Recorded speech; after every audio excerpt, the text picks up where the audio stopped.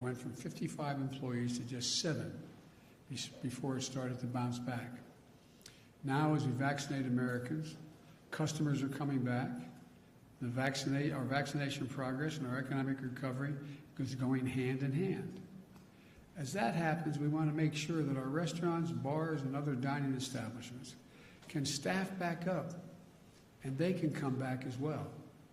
Right now, only about a quarter of the restaurant owners expect to return to normal operations in the next 6 months. We can do much better than that with the American Rescue Plan.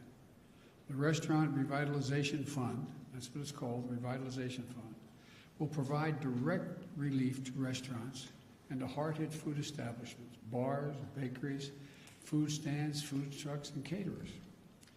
Businesses that get grants can use it to cover payroll, rent, utilities, supplies, everything they need to stay open and to reopen. We're opening the doors of this program so that restaurants all over the country can open their doors again. We started accepting applications on Monday. Today's Wednesday. We made it quick and easy to apply. Within the first 2 days, there were 186,200 applications from all 50 states for help. That's a staggering number. 97,600 of those applications came from businesses owned by women, veterans, and socioeconomically disadvantaged individuals. Now the applications, all have been processed yet. But right now it looks like we'll be able to provide help to about 100,000 restaurants and other eligible businesses. We passed the American Rescue Plan. We did that. Some people said it wasn't needed.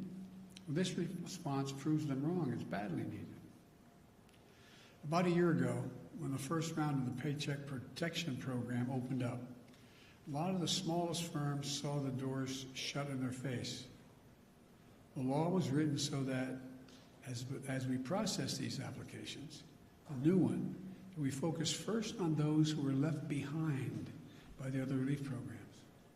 And to make sure the relief is distributed fairly, we also set aside funds for the smallest restaurants, bars, food trucks, and many family-owned restaurants that haven't gotten any help to date, and they need it. That way, they don't have to compete above their weight class for these grants. 61,000, sorry for all the numbers, but they're important. 61,700 applications have come from the smaller bars and restaurants already. And I want to thank the Small Business Administrator, Isabel Guzman, for the work that she and her team are doing to make sure we get help quickly and fairly to the businesses that need it the most. As I said, I've spoken to dozens of restaurant owners about the challenges they face. But I've also received letters from people who want to tell me about the restaurant owners in their communities. I received one letter from a man who asked me to look out for a pair of local restaurant owners who he described as, quote, the hardest working people I've ever met, end of quote. Another letter was from a woman who wanted to tell me about how important the couple that ran the restaurant in her town near her was. She said they are, quote, the strong, consistent foundation of our community, end of quote. Whether it's our economy or our sense of community, we're relying on restaurants to play a big role in our recovery. We want our economy to recover in a way that deals everyone in, then our restaurants need a seat at the table, no pun intended. That's what we're giving them. That's what this program is about, a seat at the table. This is another example of how we're putting the American Rescue Plan to work quickly and effectively and showing the American people that their government can deliver for them again and do it without waste. That we can vaccinate this nation, that we can get our kids safely back in school, that we can get our economy back on track by helping hundreds of thousands of small businesses reopen and stay open, that we can give the people of this nation a fighting chance again. That's what this is all about. God bless you all, and may God protect our troops. Thank you. Mr. President, are you going to back a waiver of the at the WTO? Are you going to back that? Is the U.S. government? Yes, I'm going to talk about that later today. Yes. this. President Biden, you said earlier you don't understand Republicans. What does it say about them if they oust Liz Cheney from leadership for telling the truth about the election? Look,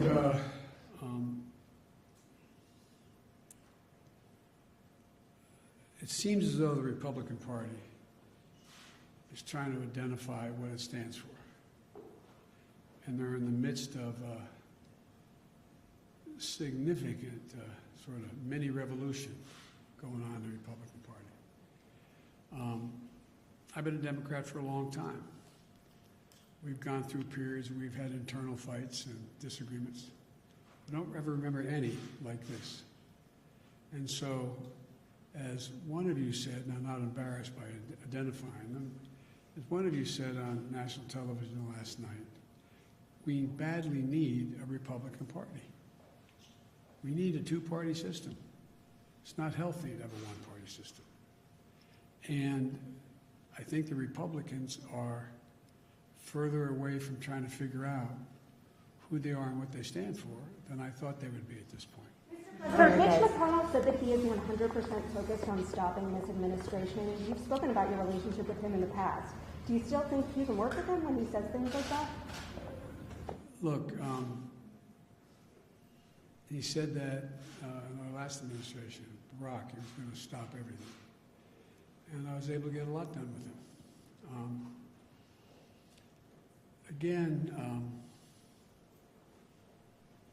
Look, everything I'm proposing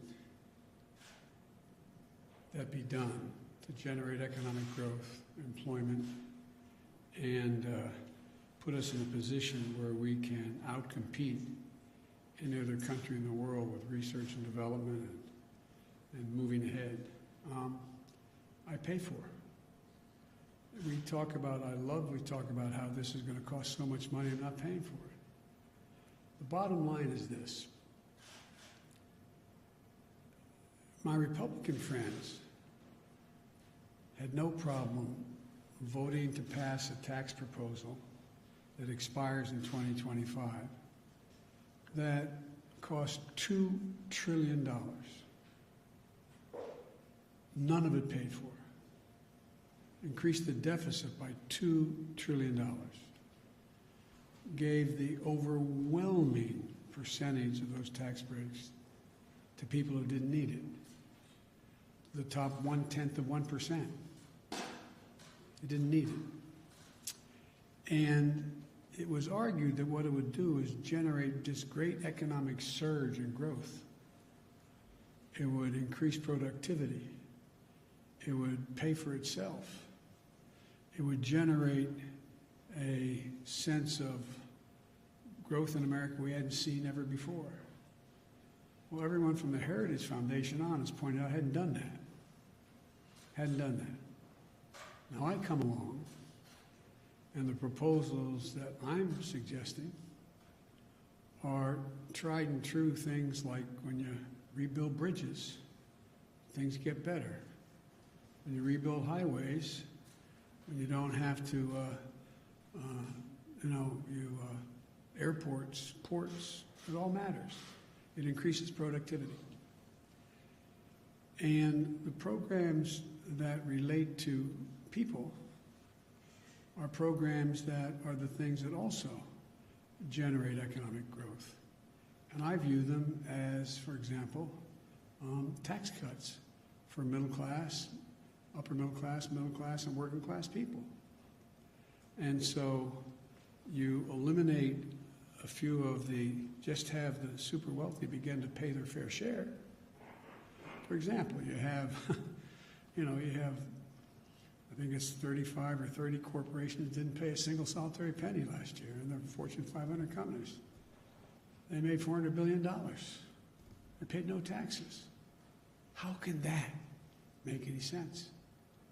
Especially since these corporations, and I come from the corporate capital of the world, more corporations are incorporated in my state than all the rest of the country combined. If you notice, corporations aren't investing any money in research and development. Somewhere, what's most of it going to? buying back their own stock dividends, which makes sense, leaving by some studies less than 10% for research, development, pay raises, etc.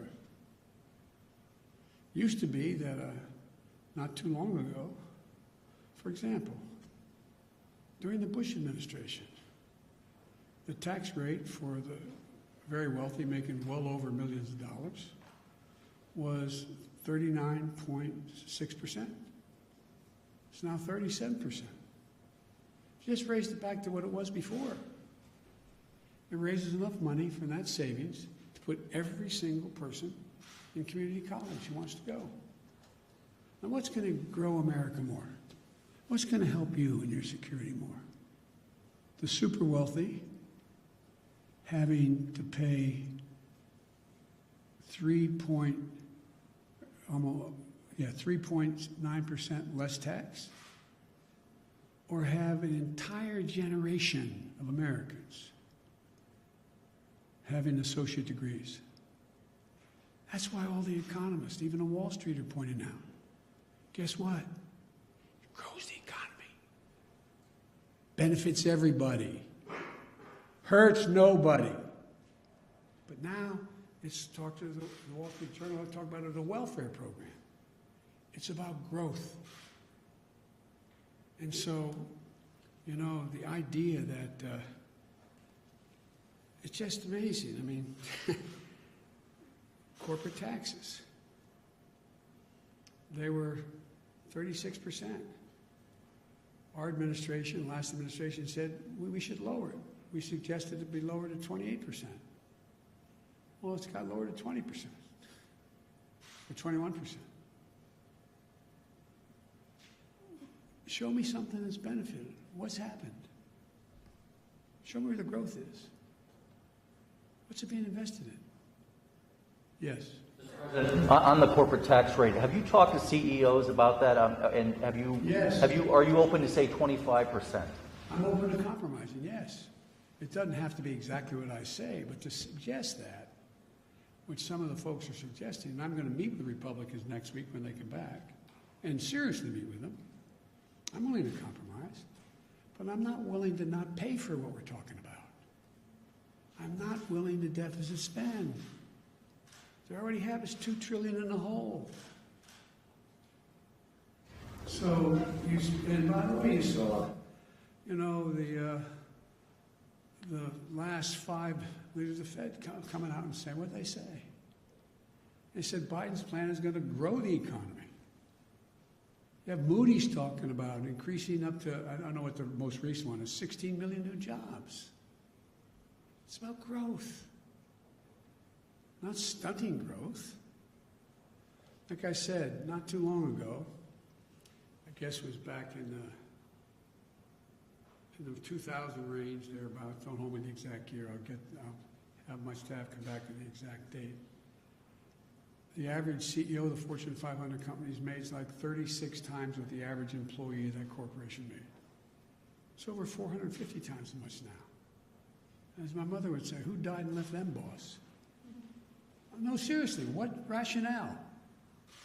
Tell me what benefit flows from that. We're not going to deprive any of these executives of their second or third home, travel privately by jet. It's not going to affect their standard of living at all. Not a little tiny bit. But I can affect the standard of living of the people I grew up with.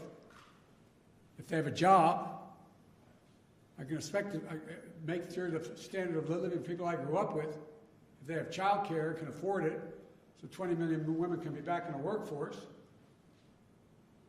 This is just makes no sense to me.